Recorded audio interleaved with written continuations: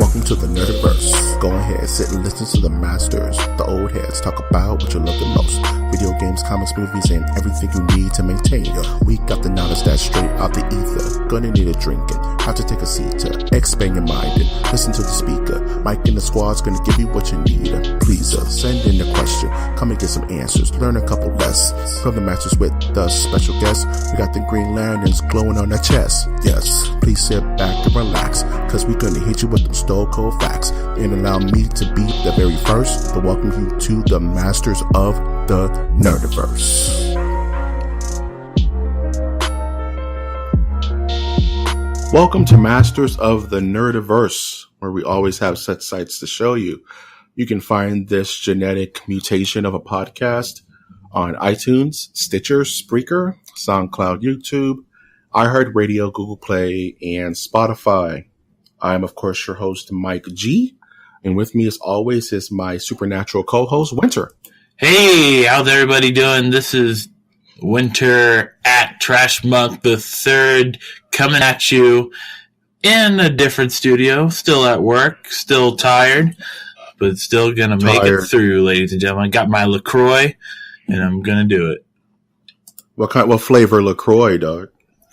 I don't know. Cerise limon, the cherry lime. Cerise, dude, it's so fancy, dog. Pinky's out, man. That's a commercial right there. Mm-hmm. That's gonna give us $10. Yeah, I've been drinking them throughout the week, to be honest. Yeah, man, sparkling water is gonna save my life, man. I feel you. One sparkling water at a time, man. So I have a scenario I have to kind of walk you through. Okay. This is something that I've been thinking about all day, and I kind of want your thoughts about it, okay? All right. So here we go, real quick. So you know that LaCroix you're drinking right now? Uh-huh. So I just put some of that black sarcophagus juice inside of your LaCroix that you've been drinking this whole time. Are we back on this? Don't get too mad because I've drunken some myself, obviously, right? Yeah. So now we're both undead, okay? Mm-hmm. This is the situation. We're not living, but we haven't died, okay? Okay. So now we have been, I would say, gifted with glorious purpose by the sun god Ra to protect the new Ramses. Okay? This is getting a little complicated, but okay. Okay, this is what we have to do now. Because we've imbibed the black sarcophagus residue, we are now the mummies. You know, mm-hmm. We have to protect the Pharaoh team and do it the Egyptian way. You understand? Yeah. Okay. So are you still pitching the scenario, or are you just like telling me some fan fiction? No, it's fine. It's fine. You don't get it, man. It's fine. It's fine. There's no. Wait a minute. Is there something that am I missing something here, or? No. You know, it's just, you know. Am I an old man right now? I feel like I'm in the Twilight Zone right now. No, man. Just know that, you know, we're mummies, right? And now we're burdened to protect the new Ramses. Okay. This sounds like some weird 90s reference that you're trying to make, and I was born in the 90s, okay? Okay, just long story short, we're mummies, but it's weird because we're still alive. Anyway, you ready for some news? What is going on? Yes, let's get some news. Yeah. Let's get to the news. Oh, man. Speaking of old fossils, Disney will reportedly release any completed Fox films, but dump any ones that are still in production. That's smart. That's smart. Yeah. Yeah. But what about so go down the list of like what movies this will affect. This will affect Predator, the Predator that's going to be coming out soon, which is still a Fox movie. I'm trying to think. There's a lot of Marvel things that is really affecting. Like Deadpool is part of that list, Deadpool 2, but that when it came out, it's really affecting New Mutants, which was supposed to be out like last year or something, that they've been holding off. And supposedly the one that it's really affecting is the final X-Men movie, X-Men Dark Phoenix, which was supposed to be out this year, but they've gone into extensive reshoots. And if Disney has their way, then this movie may never see the light of day. You know what I mean? Just because it's still in the process of being processed, as it were. And if this is the way it's going to be, I get it. Disney doesn't want to leave any money on the table. But these productions already have probably pulled millions of dollars that are just going to be wasted. You know, it's kind of nutty to me. Yeah, I in a sense, I do get it. But then there's another part of me that goes, is it because that this merger is so public that they're doing this? Or if it was not so public, and if it was not so public, would they still have released these films? Because Disney owns, like we've talked about several times here, they own companies that release like rated R films, hard rated R films. Right. But is it because, well, I'm thinking it's because this merger is so public that Disney is taking over Fox, that they can't do that. They have to toe the line with a family friendly image. And I think it costs them money. I think it's down the line. Yeah, I think it's a little out of column A and column B. I think it's Disney at the end of the day is a business, and they're not going to leave money out there. But at the same time, Disney does have the smiled Disney image that they have to uphold, even though Disney has in the past, like you said, produced adult content such as rated R films. I've always mentioned Miramax films and and all the Quentin Tarantino stuff. But like you said, because this is such in the public eye, and these are quote unquote family friendly characters like the X-Men or Deadpool, that they may just want to scrap those ideas and kind of cleanse the palate of the public to not remember them if they're already trying to reboot them anyway. Because we all know the end game, Disney just wants to re-put out the X-Men in their image, repackage the Fantastic Four in their image. So having the New Mutants come out and having X-Men, Dark Phoenix come out is kind of like a little salt in their eye. Like, hey, you guys may have bought us out, but we will still remain, and we're still going to get our money even though you own us now. So it may be just a bad look for Disney to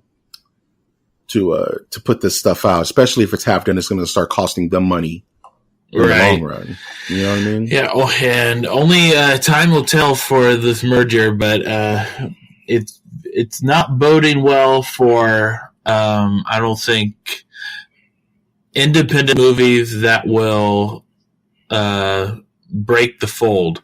I'd say I'll take that back. I have a strong feeling that the type of like one-off movies from new directors that are not part of a franchise, that like style of movie is going to be fading away. It is fading away. Yes. Yes and no.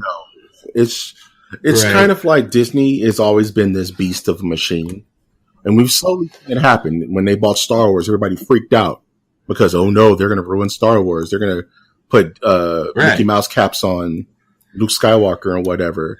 Star Wars is kind of fine, minus Solo, minus The Last Jedi, but none of that was Disney's fault. That was the director's fault and the production's fault.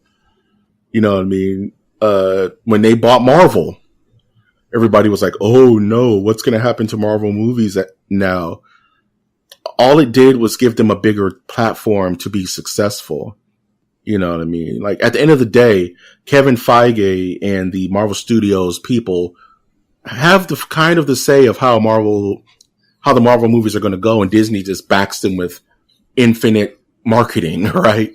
But I'm sure there's some behind the scenes stuff where Disney does say, hey, okay, we don't want like a full blown sex scene in the middle of your Marvel movie, to where people are just like, okay, that's fine. But what's dangerous and what you're talking about with this right.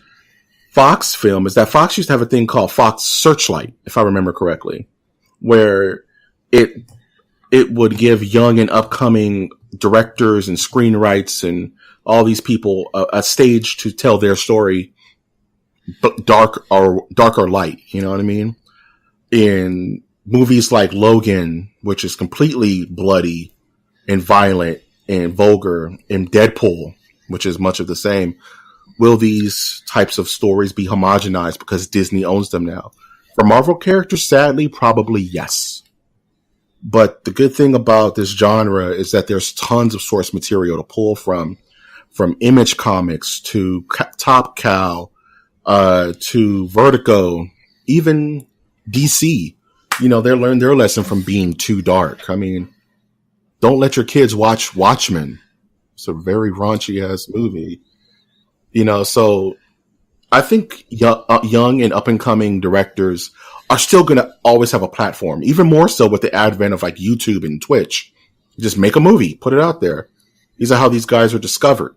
A Josh Trank, a Ryan Johnson, you know, indie filmmakers that are given money and given power to make what they really want, but also are kind of chained to the whims of their publishers and which are these major companies. But yeah, we'll see.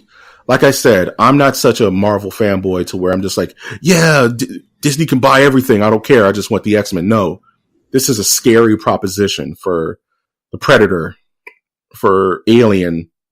You know what I'm saying? For The Simpsons, for Family Guy. It's very scary stuff. Scary stuff. Yeah, I didn't mean to take us down a black hole here, but no, it's a very interesting subject, man. It needed its air, so it needed to grow. Speaking of things that grew too much, we got the first production still of the Dora-the-Explorer movie, and this bothers me. This really bothered me. Like it disturbed me, I want to say, because this is after my time. Right. I don't have kids, so I never had to deal with Dora the Explorer and whatever that show's about.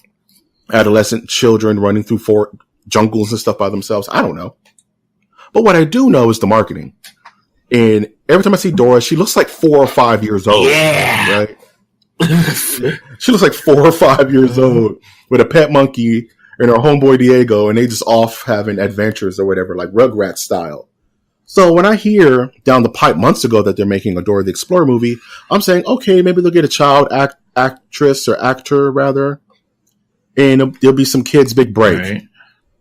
This production still has a grown ass woman in it, dude. Like, she looks like 25. By the way, she's 17. I don't know what your definition of grown is, you sick man.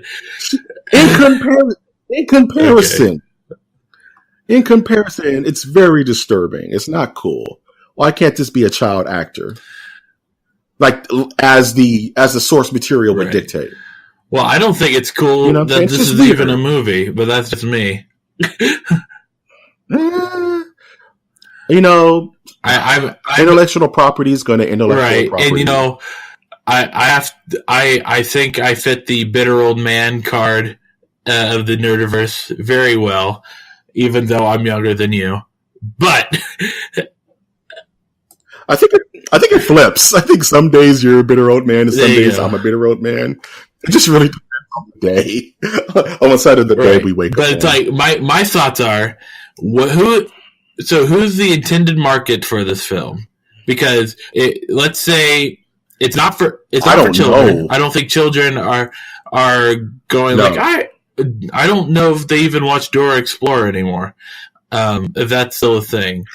So it's for nostalgic parents who are like, oh, I remember Dora-the-Explorer, or like, I don't know. It's hard for me to see this movie doing well, which is unfortunate because it's refreshing to see something besides Marvel or DC coming in the theater that is like that we could say is somewhat nerdy, or like it has links to the nerd culture.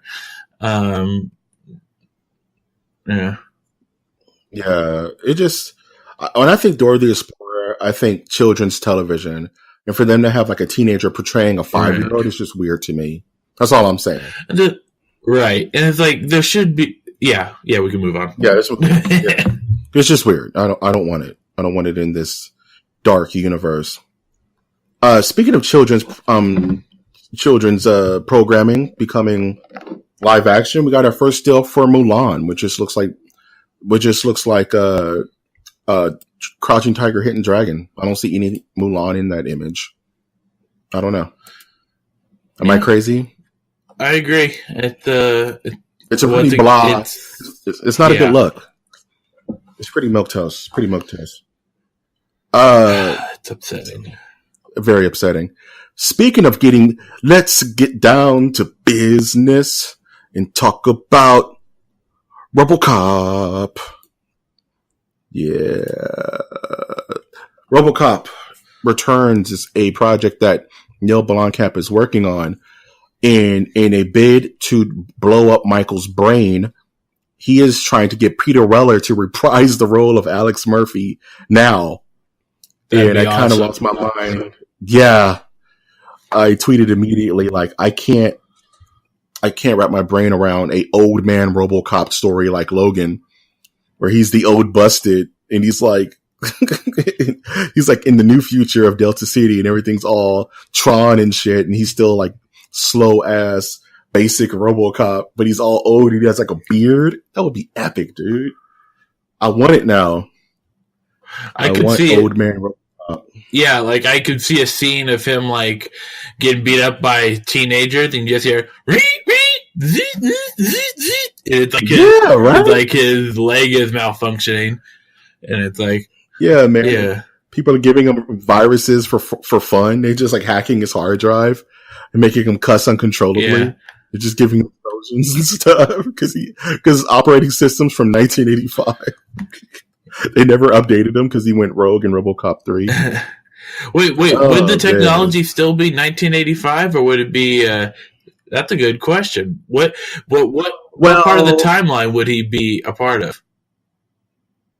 If it's Peter Weller, now, and Peter Weller's a older gentleman now, and he's aged out, it would have to be as many years removed from the first RoboCop till today. So it would be, 20, 30 years in the future? I'm thinking, because they would have to age him out. Unless he's playing like RoboCop's dad and they're just going to try to recast Alex Peter Murphy Weller versus with Shia LaBeouf. Oh. Peter Weller with Hayden Christensen. Yeah. You guys remember who that was? I'll let you tell me in the comments. Nobody remembers. Oh, man. Speaking of things that is going to blow your memory mind, they actually showed Doom Eternal gameplay for the next Doom game. Did you check this out? Yeah, on the Switch. On the Switch. The Switch is low-key becoming like the best console ever. Okay, stop. I'm just saying. They're getting... People need to just stop saying that. People need to stop just saying, bro. Okay? You're not just saying. You're saying garbage. And I'm trying to save your career. Okay? Dude. Marvel, okay, let's start. Mario Galaxy? Uh-huh. How about, Legend of Zelda? Maybe, Skyrim? Metroid? Kirby? Smash Brothers Ultimate? I mean, Doom? They just announced, Diablo 3? Super secret. Okay, now it's getting good. That's what I'm saying, dude. Like, they learned their lesson and they're embracing third-party companies, man. I won't be surprised if we see Red Dead 2 on that damn thing. I will not be surprised. It's reminding me of like the Nintendo 64 on how good it's getting. You know what I mean? Like, there's so many good games on that thing. But they just need to bring down the price, like $50. Yes, please. Drop it like $50, $60. I will buy it, man. Because it's reminding me of like the PS4. Like, they have their exclusives, but they're also embracing like the third party people. So I'm just like, let's go. Right. But yeah, Doom Eternal looks really good. Supposedly you can, by using the powers of the internet, you can actually go in and grief other players by entering their play session in their main storyline. So you can cut a Dark Souls it, or you'll just show up as one of the demons, but obviously you're a PvP. You just show up and start bothering them and giving them a harder time. So really excited to get my hands on that. So Winner, can I borrow $900? Sure. Are you going to make another DC Universe movie with that money? No, that's pretty much about how much they cost to make, though. It's like $900. Yeah, I messed up on the joke, but that's what I meant. No, man. I'm going to buy this Resident Evil 2 Remake Premium Edition that comes with its own Bluetooth old school looking keyboard that actually costs about $300 by itself. Yep. But they're going to charge you $900. Oh. I synced it. This is kind of getting out of hand. You think? Well, I mean, who's going to buy that? What was the thing last week? What was it last? That's what I'm saying. It's Capcom. Oh, yeah. It was the solid gold bar for Street Fighter V. And that was worth like $850, something, $1,600. Capcom is losing their minds. Like, who's going to buy this crap, dude? Like, except for the insane. But I guess that's a market, though. $900 for a $300 keyboard? Well, I just read in the article it's $680 for the keyboard itself. Oh, it's not, man. It's a Bluetooth keyboard, man. But it's a typewriter keyboard. Keyboard. It says Umbrella on the side of it. That's $300 right there. I don't think it even says that. Let me take a look at this again. Damn. Because I've seen these out here before, and they are outrageous. I would have gotten it if it was like... He said they are outrageous. Yeah, come on. Hit us with that science. Yeah. Hit us with the science, man. Well, my browser just crashed, but there we go. Nice. Yeah, I don't see Umbrella anywhere. It says Lexington. Lame. We're moving on. Okay. Get it together, Capcom. I love you. But I'm not paying no 900 bones for a $60 game, my dudes. Oh, man. Speaking of things that are being blown out of proportion for my comic book heads, we're finally getting Uncanny X-Men #1. The X-Men are coming back because DC bought Fox. Don't you see how that works, everybody? You see how that works? Like, Marvel doesn't own the X-Men. There's no X-Men comics. Disney doesn't own Fox. There's no Fantastic Four comics. Disney now owns them. The Fantastic Four are back. The X-Men are back. Even though they had the rights to make these comics this entire time based on the contract. They just didn't want to feed somebody else. It makes me so mad. But I'm so happy the X-Men are back, though. Yay. So you're telling me that the comic business is greasy? Greasier than a New York pizza, my friend. But it is what it is. Whoa. Okay. Massacre. Impossible. Yeah, so X-Men... Impossible! Like King Code on Dragon Ball Z. Yeah, so X-Men Disassembled is coming out, and it's going to be Uncanny X-Men #1. There's a big-ass poster with a giant group shot. It looks like Psylocke is going to be back to her Betsy Braddock form and not her Japanese ninja form, which is kind of dope. Going to have fun drawing that. Looks cool. X-Men are back, baby. Fantastic Four are back.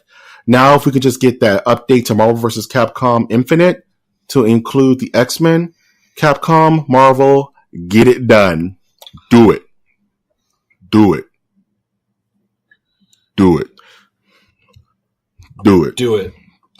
Speaking of people who do it, Grant Gustin, he plays Barry Allen on the CW's Flash.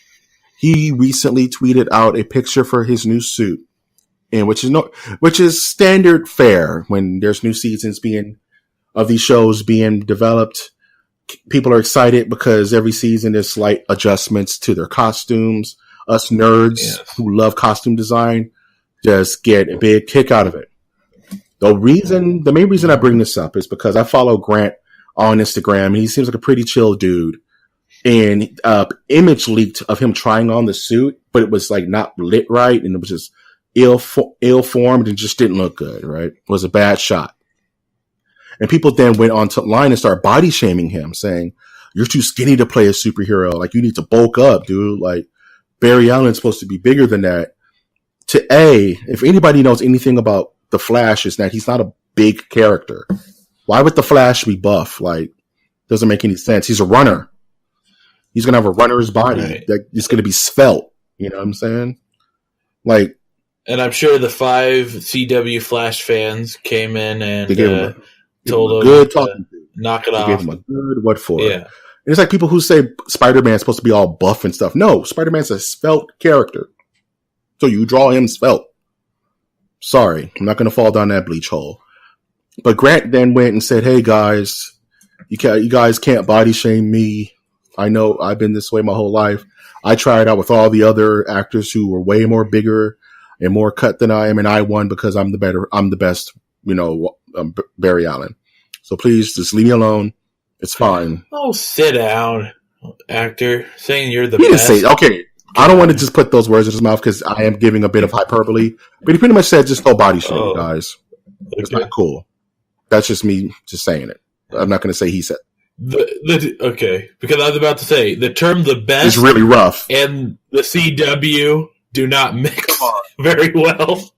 They're trying their best. Okay, they're trying their best.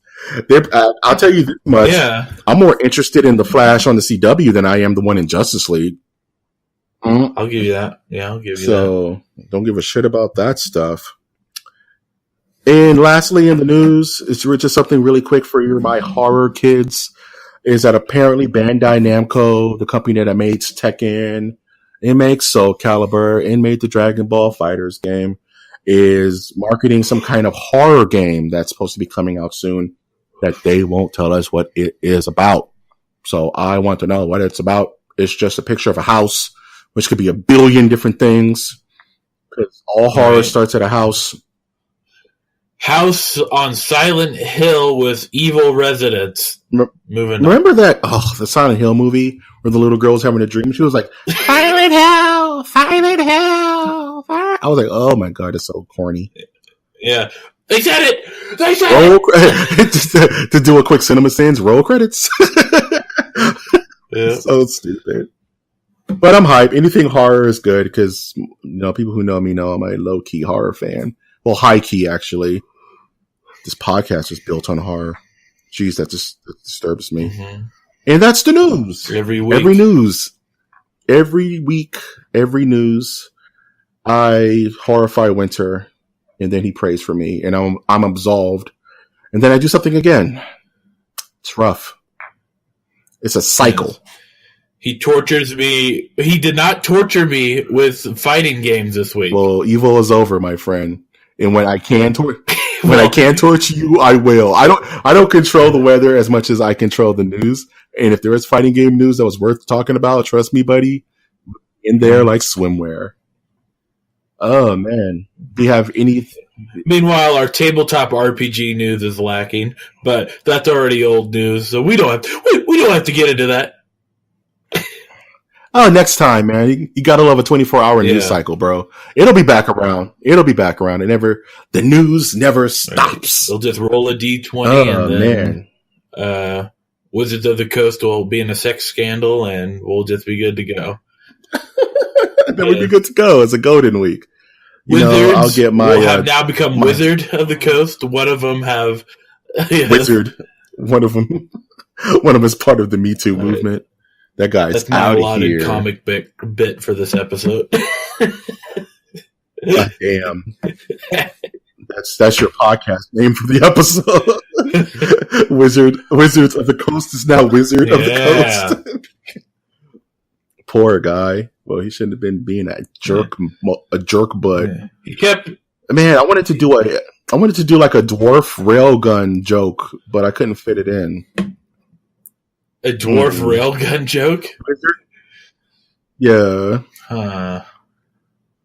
Wizards of the Coast dwarf railgun couldn't fit it in. Yeah. That's gross. Yeah, that's gross. That's gross. You're gross, man. You grody. You're gross. Yeah, I don't want to be grody. That means like I have dreads or something. I'm just kidding to all my dreadheads out there.